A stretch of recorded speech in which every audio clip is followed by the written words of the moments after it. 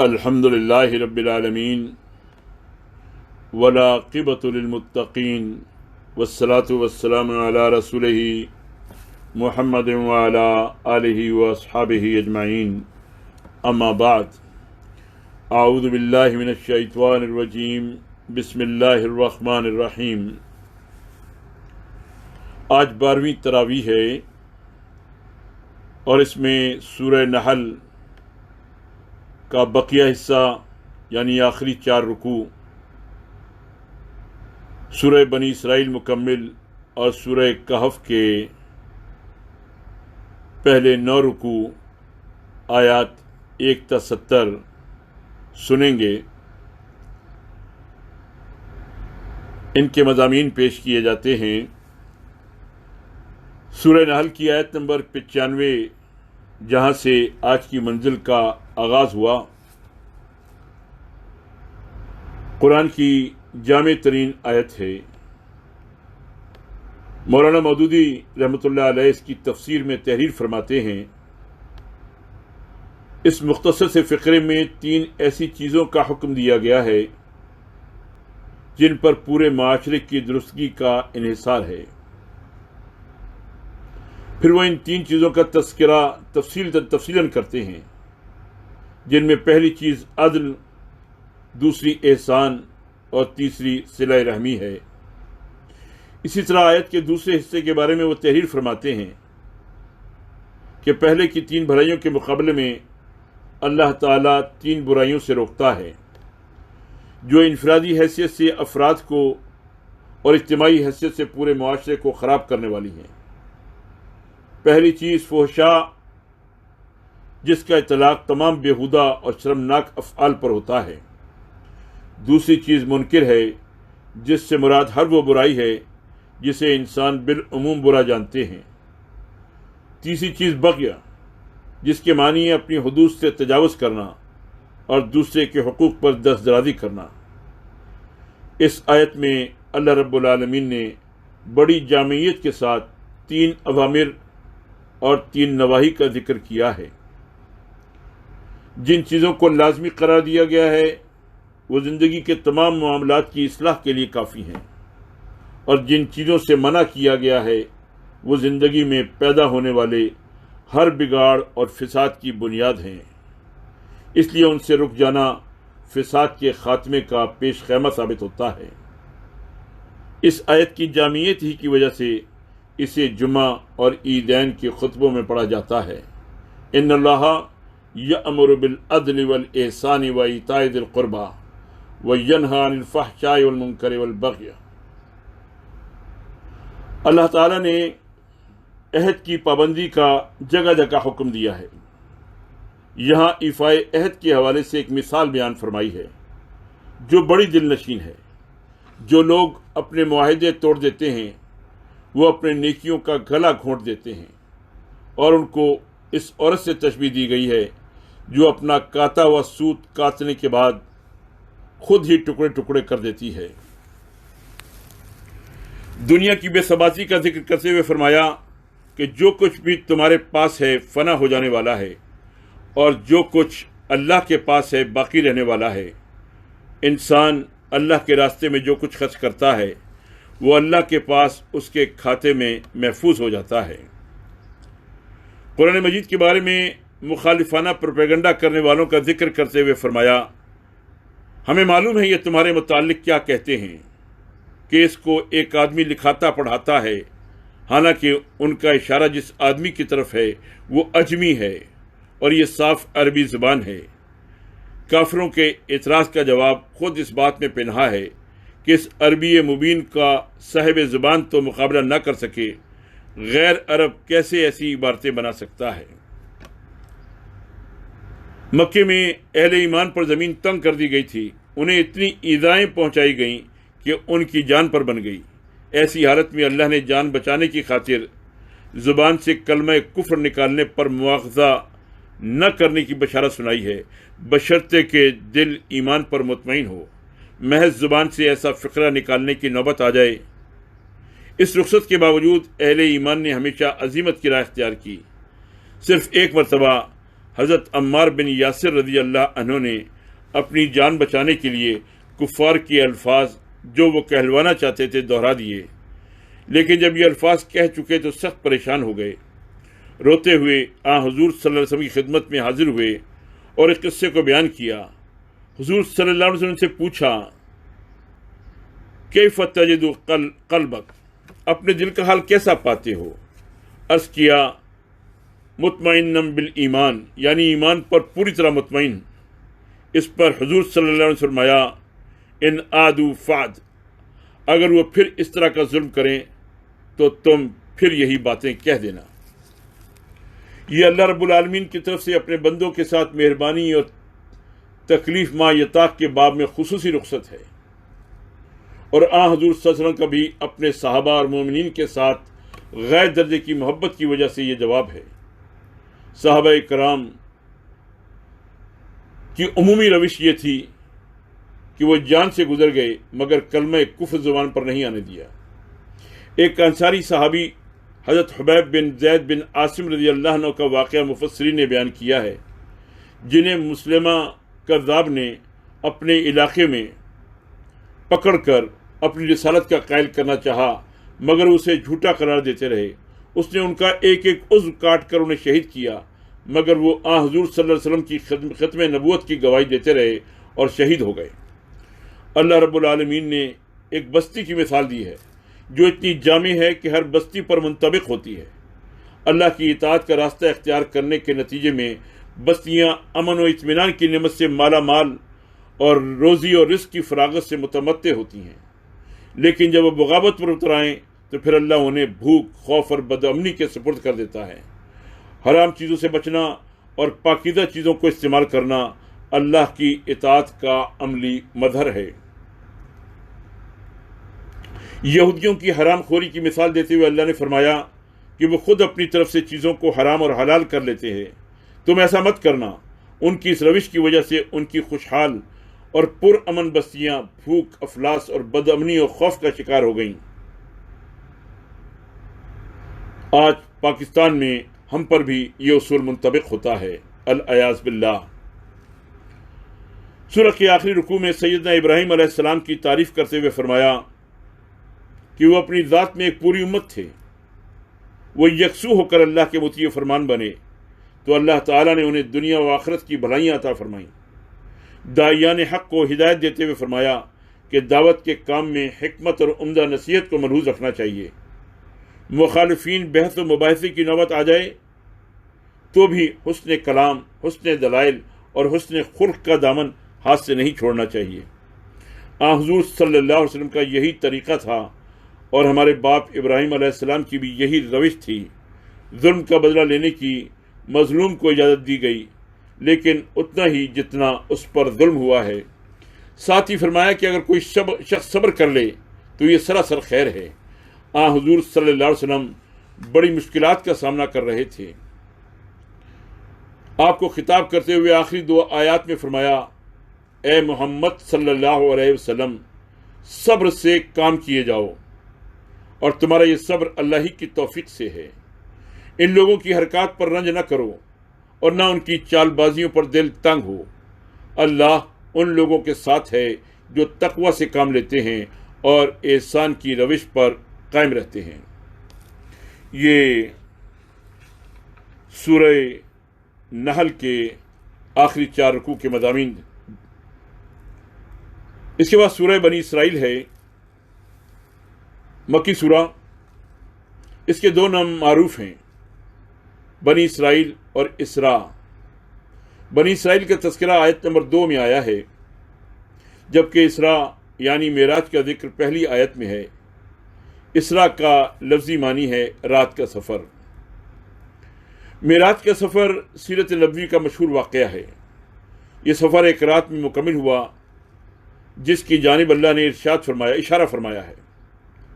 پاک ہے وہ جو لے گیا ایک رات اپنے بندے کو مسجد حرام سے مسجد اقصی تک، جس کے ماحول کو اس نے برکت دی ہے تاکہ اسے اپنی کچھ نشانیوں کا مشاہدہ کرائے۔ حقیقت میں وہی ہے سب کچھ سننے اور دیکھنے والا۔ یہ سورہ واقعہ معراج کو بھی بیان کرتی ہے، اور معراج کے سفر میں آن حضور صلی اللہ علیہ وسلم کو جو 14 ہدایات دی گئی تھیں ان کا تذکرہ بھی اس میں ملتا ہے۔ معراج کی پوری تفصیلات حدیث میں منقول ہیں۔ یہ معجزات میں سے ایک بہت بڑا معجزہ ہے، عقل سے اس کی توجیہ ممکن نہیں۔ سورہ کے آغاز ہی میں بنی اسرائیل کی بد عہدیوں اور ان پر آنے والے مسلسل ادبار و عذاب کا تذکرہ ملتا ہے۔ اس سورہ میں اللہ نے فرمایا ہے کہ ہر انسان کا شگون ہم نے اس کے اپنے گلے میں لٹکا رکھا ہے، اور قیامت کے روز ہم ایک نوشتہ اس کے لیے نکالیں گے جسے وہ کھلی کتاب کی طرح پائے گا۔ حکم ہوگا، پڑھ اپنا نامہ اعمال، آج اپنا حساب لینے کے لیے تو خود ہی کافی ہے۔ گویا ہر انسان کا ریکارڈ اس کے ساتھ ساتھ بنتا جا رہا ہے۔ قیامت کے دن خارجی گواہیوں کے علاوہ خود اس کے اعضاء و جوارح پوری تفصیل بیان کر دیں گے کہ وہ کیا کچھ کرتا رہا ہے۔ اس سورہ میں اللہ نے بیان فرمایا ہے کہ بستیاں اپنے خوشحال اور کھاتے پیتے لوگوں کی خرمستیوں کی وجہ سے تباہ و برباد ہو جاتی ہیں۔ طبقہ مترفین اپنی عیاشیوں اور خرمستیوں کے ذریعے ایسے حالات پیدا کر دیتا ہے کہ اللہ کی پکڑ سب کو دبوچ لیتی ہے۔ اسی لیے بستیوں کے رہنے والوں کی ذمہ داری ہوتی ہے کہ وہ برائی کے خلاف آواز اٹھائیں تاکہ ان کے معاشرے محفوظ ہو سکیں۔ آیت نمبر 23 سے وہ مضمون شروع ہوتا ہے جس کی جانب پہلے اشارہ کیا گیا، یعنی معراج کے موقع پر ملنے والی ہدایات۔ نمبر 1، عبادت صرف اللہ کی جائے۔ نمبر 2، والدین کے ساتھ حسن سلوک کیا جائے اور ان کے سامنے اونچی آواز سے بات بھی نہ کی جائے۔ ان کی بے لوث خدمت کے علاوہ ان کے لیے ہمیشہ دعا کی جائے۔ نمبر 3، رشتہ دار، مسکین اور مسافر کو اس کا حق ادا کیا جائے۔ نمبر 4، فضول خرچی سے بچا جائے کیونکہ فضول خرچ شیطان کے بھائی ہیں۔ نمبر 5، حاجت مندوں کی امداد نہ کی جا سکے تو انہیں نرم جواب دیا جائے، درستگی سے پیش نہ آیا جائے۔ نمبر 6، بخل اور فضول خرچی دونوں سے بچا جائے اور میانہ روی اختیار کی جائے۔ نمبر 7، افلاس کے اندیشے سے اپنی اولاد کو قتل نہ کیا جائے، رازق تو سب کا اللہ ہے۔ نمبر 8، زنا کے قریب بھی نہ پھٹکو، یعنی ان راستوں پر قدم ہی نہ رکھو جو اس برائی کی طرف لے جاتے ہیں۔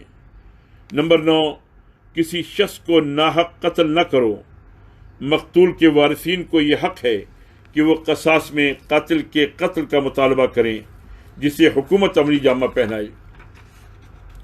نمبر 10، مال یتیم کے پاس بھی نہ پھٹکو، یعنی اس کے مال کی حفاظت کرو، اس میں سے کچھ غبن اور غصب نہ کرو اور اس کے جوان ہونے پر اس کے حوالے کر دو۔ نمبر 11، عہد کی پابندی کرو۔ نمبر 12، ناپ اور تول میں انصاف کرو۔ نمبر 13، کسی ایسی چیز کی ٹوہ میں نہ لگو جس کا تمہیں علم نہ ہو، یعنی تجسس اور جاسوسی منع کیا گیا۔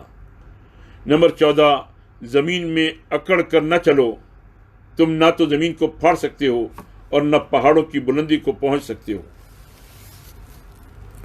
یہ اسلامی ریاست کا منشور 14 نکاتی منشور سورہ بنی اسرائیل میں پیش کیا گیا۔ قیامت کے دن کا تذکرہ کرتے ہوئے فرمایا کہ اس روز ہر گروہ کو اس کے پیشوا کے ساتھ دربار الہی میں پیش کیا جائے گا۔ نیک اعمال والوں کو نامہ اعمال دائیں ہاتھ میں دیا جائے گا تو وہ خوشی سے اپنا نامہ اعمال پڑھیں گے۔ رہے وہ لوگ جن کا نامہ اعمال بائیں ہاتھ میں ملے گا تو وہ تباہی کے گڑھے میں دھکیل دیے جائیں گے۔ اگر لوگ دنیا میں اندھے بن کر رہے تو وہاں بھی اندھے اور ناکام ہوں گے۔ کفار حضور صلی اللہ علیہ وسلم سے اپنی مرضی منوانا چاہتے تھے۔ اللہ نے فرمایا تم ایسا ہرگز نہ کرنا۔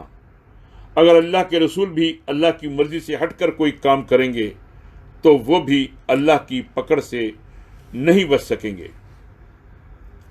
معراج کے سفر میں 14 ہدایات کے علاوہ 5 وقتہ نماز کی فرضیت کا بھی حکم ملا تھا۔ آیت نمبر 78 میں زوال آفتاب سے لے کر رات تک نماز قائم کرنے کا جو حکم ہے اور فجر کے قرآن کا التزام کرنے کی ہدایت ہے۔ اس سے 5 نمازیں مراد ہیں جو زوال آفتاب سے شروع ہوتی ہیں اور رات کے اندھیرے تک پڑھی جاتی ہیں، یعنی ظہر، عصر، مغرب، عشاء اور طلوع فجر کے وقت فجر کی نماز پڑھی جاتی ہے۔ امت کے لیے 5 نمازیں فرض ہیں، لیکن حضور صلی اللہ علیہ وسلم کے لیے تہجد کی نماز بھی فرض کی گئی، کیونکہ آپ کو اللہ نے مقام محمود پر فائز کرنے کا فیصلہ کیا تھا۔ مقام محمود بڑا اعزاز ہے جو صرف حضور صلی اللہ علیہ وسلم ہی کو بخشا گیا ہے۔ روز محشر آپ صلی اللہ علیہ وسلم ہی رب العزت سے گفتگو کر سکیں گے، جب تمام انبیاء اور رسول زبان کھولنے سے معذرت کر دیں گے۔ اس سورہ میں اللہ نے حضور صلی اللہ علیہ وسلم کو ایک دعا سکھائی، ربی ادخلنی مدخل صدق واخرجنی مخرج صدق واجعل لی من لدنک سلطانا نصیرا۔ پروردگار، تو جہاں بھی مجھ کو لے جا سچائی کے ساتھ لے جا، اور جہاں سے بھی نکال سچائی کے ساتھ نکال، اور اپنی طرف سے اقتدار کو میرا مددگار بنا دے۔ اس میں ہجرت کی طرف بھی اشارہ ہے، اور دارالہجرت میں حاصل ہونے والی کامیابی کی بھی نوید سنائی گئی ہے۔ ساتھ ہی یہ حقیقت بھی واضح کی گئی ہے کہ اللہ کا قانون اور نظام نافذ کرنے کے لیے اقتدار کلیدی اور بنیادی حیثیت رکھتا ہے۔ اقتدار کلیدی اور بنیادی حیثیت رکھتا ہے۔ اللہ کا قانون اور نظام نافذ کرنے کے لیے اقتدار کلیدی اور بنیادی حیثیت رکھتا ہے۔ اس کے بغیر کچھ نہیں ہو سکتا۔ ان آیات کے نزول کے وقت اگرچہ بیچارگی کا مرحلہ تھا اور ہجرت کا سفر درپیش تھا، لیکن اللہ نے بشارت سنا دی کہ جاء الحق وزهق الباطل ان الباطل کان زہوقا۔ حق آ گیا اور باطل مٹ گیا، باطل تو مٹنے ہی والا ہے۔ روح پر انسان نے بڑی بحثیں کی ہیں، مختلف نظریات قائم کیے ہیں، لیکن حقیقت یہ ہے کہ جسم اور مادے اور مرائی اور حسی دنیا میں تو انسان نے اپنے جوہر دکھائے ہیں، مگر روح کے بارے میں وہ بالکل بے بس اور کوتاہ دامن ہے۔ اللہ نے فرمایا کہ لوگ آپ صلی اللہ علیہ وسلم سے روح کے بارے میں پوچھتے ہیں، کہہ دو کہ یہ روح میرے رب کے حکم سے آتی ہے، مگر تم لوگوں نے علم سے کم ہی بہرا پایا ہے۔ کفار حضور صلی اللہ علیہ وسلم پر جو اعتراض کیا کرتے تھے، ان میں سے ایک یہ بھی تھا کہ آپ صلی اللہ علیہ وسلم کی مالی حیثیت کمزور ہے، اور آپ صلی اللہ علیہ وسلم شاہانہ ٹھاٹ بھاٹ سے محروم ہیں۔ اگر آپ صلی اللہ علیہ وسلم نبی ہیں تو پھر آپ صلی اللہ علیہ وسلم کے پاس بڑی جائیدادیں اور محلات ہونے چاہیے۔ اللہ نے فرمایا، آپ صلی اللہ علیہ وسلم ان کو کہہ دیں، پاک ہے میرا پروردگار، کیا میں پیغام لانے والے ایک انسان کے سوا اور بھی کچھ ہوں؟ انسان بڑا تنگ دل ہے۔ اللہ رب العالمین نے اپنی رحمت کے خزانے اپنے پاس رکھے ہیں۔ لوگ زندگی بعد موت کو محال سمجھتے تھے۔ فرمایا کہ جس نے پہلے پیدا کیا ہے دوبارہ پیدا کرنا اس کے لیے کیا مشکل ہے۔ ساتھ ہی یہ فرمایا کہ آپ صلی اللہ علیہ وسلم کہہ دیں کہ تم پتھر، لوہا یا اس سے بھی بڑھ کر جو چیز تمہارے تصور میں بن جاؤ تو بھی اللہ تمہیں دوبارہ زندہ کر دے گا۔ قرآن مجید کو اللہ چاہتا تو ایک ہی بار کتاب کی صورت میں نازل کر سکتا تھا، مگر اللہ نے اسے بتدریج نازل کیا ہے، اور اس میں بڑی حکمت ہے۔ چونکہ لوگوں کو تعلیم دینا مقصود تھا، ارشاد ہوا ہے کہ زمانے والے جان لیں کہ جن لوگوں کو پہلے علم دیا گیا ہے، جب وہ اس کی آیات سنتے ہیں تو سجدہ ریز ہو جاتے ہیں، وہ اپنے رب کی تسبیح بیان کرتے ہیں، اس کے وعدے کو یقینی جانتے ہیں، اور اس کی آیات سے ان پر خضوع و خشوع کی کیفیت طاری ہو جاتی ہے۔ قریش مکہ اور مشرکین عرب رحمان کے نام سے چڑھتے تھے۔ فرمایا ان سے کہو، اللہ کہہ کر پکارو یا رحمان کہہ کر، تمام اسماء حسنہ اسی کے ہیں، وہ تعریف کا حقدار ہے، اس کا نہ کوئی بیٹا ہے، نہ اس کی بادشاہی میں اس کا کوئی شریک ہے، اس کے اندر کوئی کمزوری نہیں کہ اسے کسی پشتی بان کی ضرورت ہو، پس اس کی بڑائی بیان کرو، کمال درجے کی بڑائی۔ اللہ اکبر، اللہ اکبر، لا الہ الا اللہ واللہ اکبر، اللہ اکبر وللہ الحمد۔ یہ سورہ بنی اسرائیل کے مضامین تھے۔ اس کے بعد سورہ کہف ہے یہ بھی مکی سورہ ہے۔ کہف کا لفظی معنی غار ہے۔ سورہ کی آیت نمبر 9 میں یہ لفظ آیا ہے، اس لیے سورت کا نام سورہ کہف رکھا گیا ہے۔ احادیث مبارکہ میں اس سورہ کی تلاوت کو حصول خیر اور دفع شر کا ذریعہ قرار دیا گیا ہے۔ یہ سورہ مکہ معظمہ کی نبوی زندگی کے اس دور میں نازل ہوئی جب قریش کی مخالفتیں زور پکڑ گئی تھیں اور حضور صلی اللہ علیہ وسلم کے صحابہ رضی اللہ تعالیٰ عنہم اجمعین کو گھر بار چھوڑ کر حبشہ کی طرف نکلنے پر مجبور ہونا پڑا تھا۔ سورہ یوسف کی طرح اس سورہ کی شان نزول بھی یہ ہے کہ مشرکین مکہ نے حضور صلی اللہ علیہ وسلم کے سامنے 3 سوال رکھے تھے۔ اس میں مشرکین کے ساتھ اہل کتاب کی آشیروات بھی تھی۔ سوال یہ تھے کہ اصحاب کہف کون تھے، قصہ موسیٰ و خضر کی حقیقت کیا ہے، ذوالقرنین کون تھا۔ اہل عرب کے کہانی، قصے، تاریخ اور شعر و ادب ان تینوں موضوعات کے بارے میں مکمل طور پر خاموش تھے۔ البتہ یہود و نصارہ کی کتب میں ان کا تذکرہ موجود تھا۔ چونکہ مشرکین کا خیال تھا کہ محمد صلی اللہ علیہ وسلم خود یہ مضامین گھڑتے ہیں یا کسی دوسرے انسان سے سیکھ کر بیان کرتے ہیں، اس لیے وہ اس نوعیت کے سوال کرتے رہتے تھے۔ ان کا زوم باطل یہ تھا کہ آپ صلی اللہ علیہ وسلم کسی سے پوچھیں گے تو آپ صلی اللہ علیہ وسلم کا راز فاش ہو جائے گا۔ اللہ تعالیٰ نے نہ صرف ان تینوں سوالوں کا جواب دیا ہے بلکہ تینوں سوالوں کے جواب میں معاندین اسلام کو بے نقاب بھی کر دیا ہے۔ تینوں واقعات میں عبرت کے پہلو بھی ہیں اور اللہ کے فرمانبردار اور نافرمان لوگوں کے کردار کا موازنہ بھی۔ اس کے ساتھ ایک اہم پہلو یہ بھی سامنے آیا ہے کہ سورہ یوسف کی طرح یہاں بھی آغاز میں قرآن کی حقانیت کو مؤثر انداز میں پیش کیا گیا۔ پہلی 5 آیات میں اللہ تعالیٰ نے ارشاد فرمایا، تعریف اللہ کے لیے ہے جس نے اپنے بندے پر یہ کتاب نازل کی اور اس میں کوئی ٹیڑھ نہ رکھی، ٹھیک ٹھیک سیدھی بات کہنے والی کتاب، تاکہ وہ لوگوں کو خدا کے سخت عذاب سے خبردار کر دے اور ایمان لا کر نیک عمل کرنے والوں کو خوشخبری دے دے کہ ان کے لیے اچھا اجر ہے جس میں وہ ہمیشہ رہیں گے، اور ان لوگوں کو ڈرا دے جو کہتے ہیں کہ اللہ نے کسی کو بیٹا بنایا ہے۔ اس بات کا نہ انہیں کوئی علم ہے اور نہ ان کے باپ دادا کو تھا، بڑی بات ہے جو ان کے منہ سے نکلتی ہے، وہ محض جھوٹ بکتے ہیں۔ 6 آیت میں حضور صلی اللہ علیہ وسلم کی صفت رحمت بیان کرتے ہوئے کہا کہ وہ مخالفین کے لیے بھی کتنے ہمدرد و غمگسار ہیں۔ ارشاد باری ہے، اچھا تو اے نبی صلی اللہ علیہ وسلم، شاید تم ان کے پیچھے غم کے مارے اپنی جان کھو دینے والے ہو اگر یہ اس تعلیم پر ایمان نہ لائے۔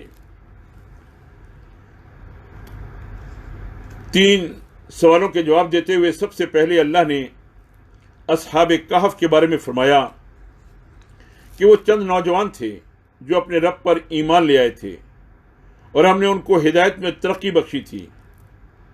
ان نوجوانوں کا واقعہ دقیانوس 249 عیسوی سے 251 عیسوی تک سلطنت روم پر جو حکمران رہا اس کے دور میں رونما ہوا۔ یہ حضرت عیسیٰ علیہ السلام کے پیروکاروں پر ظلم و ستم ڈھانے میں بہت بدنام تھا۔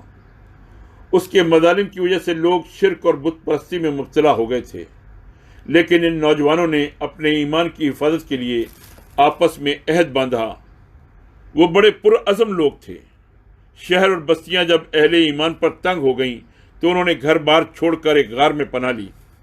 وہاں انہوں نے اللہ سے دعا مانگی، اے پروردگار، ہم کو اپنی رحمت خاص سے نواز اور ہمارے معاملات کو درست کر دے۔ چنانچہ اللہ نے انہیں سالہ سال اس غار میں گہری نیند سلائے رکھا۔ قیام غار کی یہ مدت کتنی تھی؟ اللہ نے فرمایا کہ طویل مدت تھی، لیکن اہم بات یہ نہیں ہے کہ اس مدت کا تعین کیا جائے، نہ ہی یہ اہم ہے کہ ان کی تعداد پر بحث کی جائے۔ اہم یہ ہے کہ جس مقصد کے لیے انہوں نے یہ راہ عظیمت اپنائی تھی اس پر نظر رکھی جائے۔ تعداد کے بارے میں ارجح رائے یہ ہے کہ یہ 7 نوجوان تھے اور 8واں ان کے ساتھ ان کا کتا تھا۔ جو انہی کے ساتھ غار کے دہانے پر ہاتھ پھیلائے بیٹھا تھا، اور وہ منظر ایسا تھا کہ اگر اس جانب جانے والا کوئی وہاں جاتا تو اس پر دہشت اور ہیبت چھا جاتی اور وہ الٹے پاؤں بھاگ کھڑا ہوتا۔ قیام غار کا زمانہ 300 سال سے زائد ہے، ارجح ہے کہ 309 سال کا عرصہ ہے۔ مولانا مودودی رحمۃ اللہ علیہ کی تحقیق کے مطابق یہ زمانہ 196 سال بنتا ہے۔ مولانا نے بتایا کہ قیصر تھیوڈوسیس کی سلطنت کے 38ویں سال میں 445 یا 446 میں یہ بیدار ہوئے۔ اس عرصے میں ساری رومی سلطنت مسیح کی پیروکار بن چکی تھی۔ اس طرح غار میں رہنے کی مدت تقریباً 196 سال بنتی ہے۔ اس غار کے کھنڈرات ترکی کے موجودہ شہر ازمیر سمرنا سے 20-25 میل جنوب کی جانب پائے جاتے ہیں۔ اللہ فرماتا ہے کہ جب یہ لوگ غار میں سوئے ہوئے تھے تو ہم انہیں دائیں بائیں کروٹ بدلواتے رہتے تھے، اور سورج بھی جب نکلتا تو ان کے غار کو چھوڑ کر دائیں جانب چڑھ جاتا، اور جب غروب ہوتا تو ان سے بچ کر بائیں جانب اتر جاتا۔ ان لوگوں کو اللہ نے ایک معجزہ قرار دیا ہے۔ جب سالہ سال کے بعد یہ بیدار ہوئے اور کھانا حاصل کرنے کے لیے اپنے کسی ساتھی کو شہر بھیجا تو اس کے پاس جو سکہ تھا اسے دیکھ کر نان بھائی اچانک چونک پڑا۔ بعض لوگوں کو یہ خیال گزرا کہ اس نوجوان کے ہاتھ کوئی پرانا دفینہ آ گیا ہے، جبکہ حقیقت کو جاننے والے جو نسلاً بعد نسلاً غائب ہو جانے والے 7 نوجوانوں کا قصہ سنتے چلے آ رہے تھے سمجھ گئے کہ یہ ان میں سے کوئی ایک ہوگا۔ اس وقت رومی سلطنت عیسائیت اختیار کر چکی تھی، اگرچہ حضرت عیسیٰ علیہ السلام کی تعلیمات سے وہ بھی انحراف کر چکے تھے اور غلو میں مبتلا ہو چکے تھے۔ عیسیٰ علیہ السلام اور ان کی والدہ کو الوہیت میں شریک کر کے تثلیث کے قائل یہ لوگ بت پرست اور قبر پرست بن چکے تھے، لیکن سلطنت کا سرکاری مذہب مسیحیت ہی تھا۔ جب راز کا انکشاف ہوا تو بادشاہ اور اس کے درباری اس غار کے دہانے پر آئے اور ان نوجوانوں کا حال احوال معلوم کیا، لیکن اس گفتگو کے دوران ہی اللہ نے انہیں طبعی موت کی نیند سلا دیا۔ ان کی زندگی میں گمراہی کی صورت یہ تھی کہ توحید پرستوں پر ظلم ڈھایا جاتا تھا۔ اب گمراہی کی ایک دوسری صورت یہ تھی، اور وہ یہ کہ ان کو تقدس مآب بنا کر ان کی قبریں سجدہ گاہ بنانے کا فیصلہ ہوا۔ آیت نمبر 21 میں اللہ نے بیان فرمایا ہے، جو لوگ ان کے معاملات پر غالب تھے انہوں نے کہا ہم تو ان پر ایک عبادت گاہ بنائیں گے۔ اس سارے واقعے کو اللہ نے بیان کرتے ہوئے فرمایا کہ اس سے اللہ یہ ثابت کرنا چاہتا ہے کہ قیامت کے برپا ہونے میں جن لوگوں کو شک ہے ان کی آنکھیں کھل جائیں، لیکن لاوالی پن کی وجہ سے انسان ہمیشہ حقیقت سے آنکھیں موند لیتا ہے۔ اس واقعے میں سوال پوچھنے والوں کے لیے بھی عبرت کا سامان ہے کہ اس ظالم بادشاہ کی طرح یہ بھی اہل ایمان پر سرزمین تنگ کرتے جا رہے ہیں۔ غار والے نوجوانوں نے بھی اپنے دین کی حفاظت کے لیے گھر بار چھوڑ دیے تھے، اب بھی اہل ایمان اس مشکل گھاٹی کو عبور کرنے کے لیے کمر بستہ ہیں۔ انہی آیات کے درمیان اللہ نے ایک اور مضمون بیان کیا ہے کہ حضور صلی اللہ علیہ وسلم نے مشرکین مکہ کا سوال سننے کے بعد کہا کہ میں کل جواب دوں گا، اور جب وہی آئی تو حضور صلی اللہ علیہ وسلم نے جواب دیا، اور اللہ تعالیٰ نے آپ صلی اللہ علیہ وسلم کو متنبع کر دیا۔ کسی چیز کے بارے میں کبھی یہ نہ کہا کرو کہ میں کل یہ کام کر دوں گا، الا یہ کہ اللہ چاہے۔ مستقبل کے بارے میں انسان جب بھی بات کرے اسے انشاءاللہ کہنا چاہیے۔ اس واقعے اور دوسرے سوال میں پوچھے گئے واقعے کے درمیان اللہ نے کچھ مزید تذکیر کے عنوان نازل فرمائے ہیں۔ باغ والوں کا قصہ بیان کیا ہے، جن میں سے ایک بڑا خوشحال تھا، لیکن اپنی خوشحالی اور مال و دولت باغ کی شادابی اور اس کی پیداوار کو اپنی قابلیت اور ہنر کا نتیجہ قرار دیتا تھا۔ دوسرا اگرچہ مالی لحاظ سے کمزور تھا، لیکن ہر چیز کو اللہ کی اطاعت سمجھتا تھا، ہر چیز کو اللہ کی عطا سمجھتا تھا۔ دونوں کے درمیان مکالمہ ہوا تو کم وسائل والے نے کہا کہ ہر چیز اللہ کے ہاتھ اور اختیار میں ہے، اس کا اختیار کلی ہے، بندے کو اچرانے کے بجائے اللہ کی طرف رجوع کرنا چاہیے۔ اس کے جواب میں خوشحال شخص نے دعویٰ کیا کہ اس کی یہ نعمتیں ہمیشہ اس کے پاس رہیں گی۔ آخر کار اللہ نے اس کے باغ کو تباہ و برباد کر دیا اور وہ کف افسوس ملتا رہ گیا۔ پھر اللہ نے دنیا کی زندگی کی مثال دی جس میں انسان مال و دولت اور اولاد کو بہت عزیز رکھتا ہے، ان پر فخر بھی کرتا ہے، لیکن اس کی مثال آسمان سے نازل ہونے پانی کی سی ہے جس سے زمین پر ہریالی اگاتی ہے، پھر وہ بھس بن جاتی ہے اور ہوا اسے اڑائے پھرتی ہے۔ اصل چیز تو اعمال صالح ہیں۔ قیامت کے دن کا تذکرہ کرتے ہوئے فرمایا، پہاڑ اپنی جگہ چھوڑ دیں گے اور زمین بالکل برابر ہو جائے گی، سب اگلے پچھلے گھیر کر اللہ کے سامنے صف میں حاضر کیے جائیں گے اور کوئی غیر حاضر نہ ہوگا۔ پھر کافر اپنی کتاب زندگی کو دیکھیں گے تو پکار اٹھیں گے، ہائے یہ کیسی کتاب ہے جس میں ہماری کوئی چھوٹی بڑی حرکت ایسی نہیں جو بیان نہ ہوئی ہو۔ ان کے سب اعمال موجود ہوں گے اور تمہارا رب کسی پر ظلم نہ کرے گا۔ پارے کے آخر میں پھر قصہ آدم و ابلیس کو دہرایا گیا ہے اور اس کے بعد سوال کے جواب میں پھر قصہ موسیٰ و خضر شروع ہوتا ہے۔ قصہ موسیٰ و خضر 16ویں پارے میں بھی جاتا ہے، اس لیے اس کی تکمیل تو وہیں ہوگی۔ اس کی تمہید یہ ہے کہ موسیٰ علیہ السلام کو جب کار نبوت سونپا گیا تو بڑے کٹھن مرحلے درپیش تھے۔ انہیں اللہ رب العالمین نے حکم دیا کہ وہ مصر سے سوڈان کی طرف سفر کریں، جہاں 2 دریا آپس میں ملتے ہیں۔ وہاں ایک شخص ملے گا جس کے ساتھ موسیٰ علیہ السلام کو کچھ وقت گزارنے کا حکم ہوا۔ اس مقام کی جو نشانی بتائی گئی تھی وہ یہ تھی کہ مچھلی جو بھنی ہوئی ہے وہ اس مقام پر تھیلے سے نکل کر دریا میں چھلانگ لگا دے گی۔ موسیٰ علیہ السلام کے خادم نے جب اس کے بارے میں بتایا تو فرمانے لگے، یہی وہ مقام ہے جہاں ہمیں ہمارا مطلوبہ شخص ملنے کا اشارہ دیا گیا تھا۔ چنانچہ وہاں ان کی ملاقات خضر علیہ السلام سے ہوئی۔ موسیٰ علیہ السلام نے خضر علیہ السلام سے کہا، کیا میں آپ کے ساتھ رہ سکتا ہوں تاکہ مجھے بھی آپ اس دانش کی تعلیم دیں جو آپ کو سکھائی گئی ہے؟ خضر علیہ السلام نے جواب دیا، رہ تو سکتے ہیں لیکن میرے کام اس نوعیت کے ہیں کہ آپ ان کو دیکھ کر صبر نہیں کر سکیں گے۔ موسیٰ علیہ السلام نے کہا کہ انشاءاللہ وہ صبر کریں گے اور کوئی نافرمانی نہیں کریں گے۔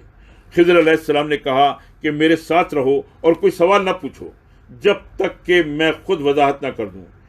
اس معاہدے کے تحت موسیٰ علیہ السلام اور خضر علیہ السلام اکٹھے رہے اور وہ 3 واقعات رونما ہوئے جن کا ذکر انشاءاللہ کل آئے گا۔ اللہ تعالی ہمیں جو صورتیں آج ہم نے پڑھیں گے، جن کے مضامین ہم نے ابھی سنے، یعنی سورہ نحل، سورہ بنی اسرائیل اور سورہ کہف کے مضامین پر غور و فکر کرنے، توحید اور رسالت کا راستہ اختیار کرنے، اللہ کے احکامات پر عمل کرنے کی توفیق عطا فرمائے۔ وآخر دعوانا ان الحمد للہ رب العالمین۔ To understand the full message of Quran, please watch all videos from day one. Like this and subscribe the channel for more Islamic videos. Thank you.